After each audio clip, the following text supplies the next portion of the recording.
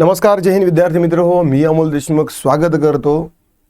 मागच्या ऑक्टोबरपासून 2025च्या आपण एस टी महामंडळ भरती 17,472 पदांसाठीची वाट पाहत आहोत, प्रतीक्षेत आहोत. सरकारनं 5,000 बसेस आता डिप्लॉय देखील केलेल्या आहे. हळूहळू प्रत्येक जिल्ह्याला बसेस मिळत गेलेल्या आहेत. काही जिल्ह्यांच्या बसेस आणखी आता येणं चालू आहे. मग अशामध्ये आता ही भरती कधी होणार सरकार नेहमी आपल्याला तारीख पे तारीख मागच्या 6 महिन्यापासून आपल्याला हेच सांगत आलेलं आहे ना. आता या टेंडरला 6 महिने होऊन गेलेले आहे आणि आता हे टेंडर रिवाईज झालेलं आहे ना. रिवाईज झाल्यानंतर सरकारनं आता बऱ्याचशा बसेस घेतलेल्या आहेत, त्यामुळे सरकारवर देखील प्रेशर आहे.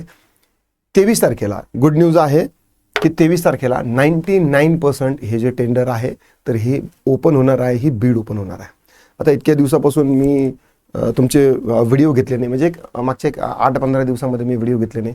बऱ्याचशा विद्यार्थ्यांचे फोन आले, मेसेजेस आले, व्हॉट्सअपला आले की सर तुम्ही आम्हाला सोडून दिलं, विसरले, तुम्ही आमची साथ सोडली. असं काही नाही. ज्या विद्यार्थ्यांमुळे या आपल्या चॅनलला ओळख मिळाली आणि महाराष्ट्रातलं एस टी महामंडळाच्या संदर्भामध्ये विशेष करून खोलवर माहिती देणारं चॅनल म्हणजे आपलं एकच आहे. तुम्ही ज्या विश्वासानं जबाबदारीनं चॅनलला सबस्क्राईब केलेलं आहे ती जबाबदारी पेलण्यासाठी मी आहे. मी फक्त व्हिडिओ यामुळे घेतले नाही की मी रागाच्या भरात जर समजा असं काही बोललो तर मुलांच्या मनात ती निराशा येऊ शकते, म्हणून मी माझ्या शब्दांची म्हणजे ताकद ओळखून आहे, म्हणून मी इतक्या दिवस न बोलण्याचं थोडंसं अवलंबलं होतं आणि बाकीच्याही भरत्या ज्या आहेत तर त्याच्यावरही थोडंसं विशेष लक्ष केलं होतं.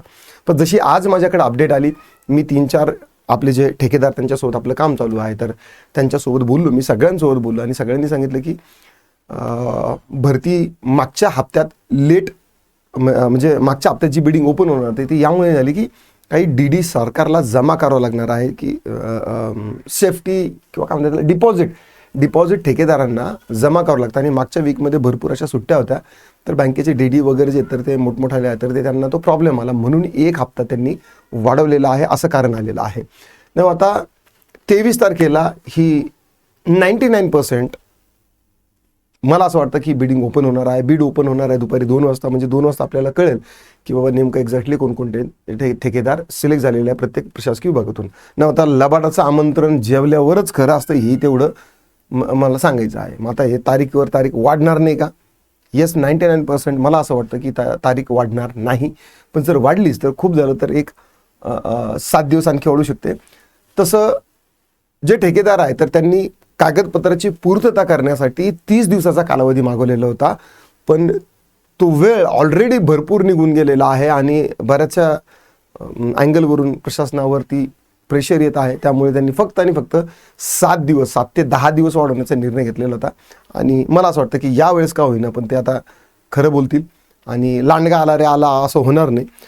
एनिवेज 2 तारखेला ही बिडिंग ओपन होईल, नंतर मग आपल्याला समजेल ठेकेदार कुठले आहे. नंतर मग ठेकेदार आणि सरकार यांच्यामध्ये MOU होतात, ॲग्रीमेंट होतं की कोणतं काम ठेकेदारनी करायचं, कसं करायचं, SOP येते, स्टँडर्ड ऑपरेटिंग प्रोसेस तुमच्या अखात्रीत्या तुम्हाला काय काय नियम कायदे कानून तुम्हाला पाळायचे आहे आणि सरकारचा काय रोल असणार आहे.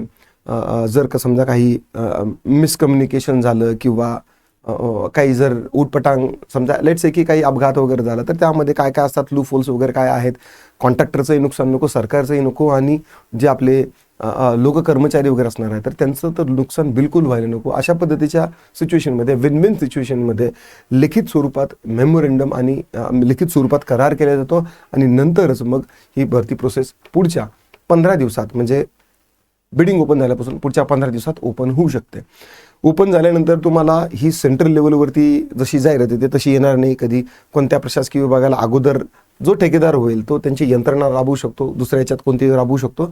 अशा पद्धतीनं वेगवेगळ्या जाहिराती जरी आल्या तरीही घाबरू नका, पॅनिक होऊ नका, गोंधळ करू नका. मार्केटमध्ये जे ठेकेदार असतील सगळ्यांना काय करायचं की आपले कागदपत्र पुरून ठेवायचे. मी तुम्हाला अगोदरपासून सांगितलेलं आहे तयारीत राहायचं. सगळे कागदपत्र आपलं एक बंच जो येतो तो 4-5 जे काही ठेकेदार असतील, मी तसं ऑफिशियली जे ठेकेदार असतील सगळ्यांची यादी तुम्हाला प्रोव्हाइड करणारच आहे. ठीक आहे. मग जिथं आपलं नंबर लागला किंवा जो दगड आपल्याला पावला, जो ठेकेदार आपला पावला तो आपला देव समजायचा. ठीक आहे.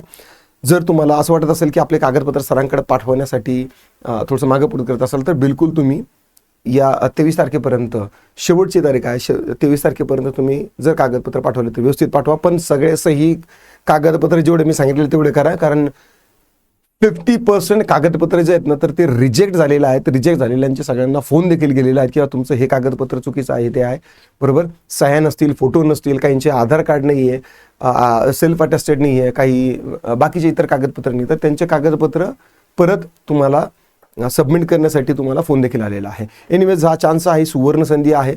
मग आता याच्यावरती कसं ॲक्शन घ्यायची हे तुमच्यावर डिपेंड आहे.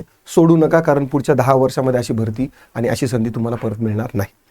आशा करतो तुम्हाला हा व्हिडिओ आवडला असेल. तयारीत राहा. इथून पुढे जर तुम्हाला काही दिक्कत, डाऊट, क्वेरी, परेशानी आली, मी सोबत तुमच्या नेहमी आहे. आंदोलन करायची मला नाही वाटत की आपल्याला गरज पडेल, आणि जरी पडली तरी मी सगळ्यात पहिले अगोदर राहील.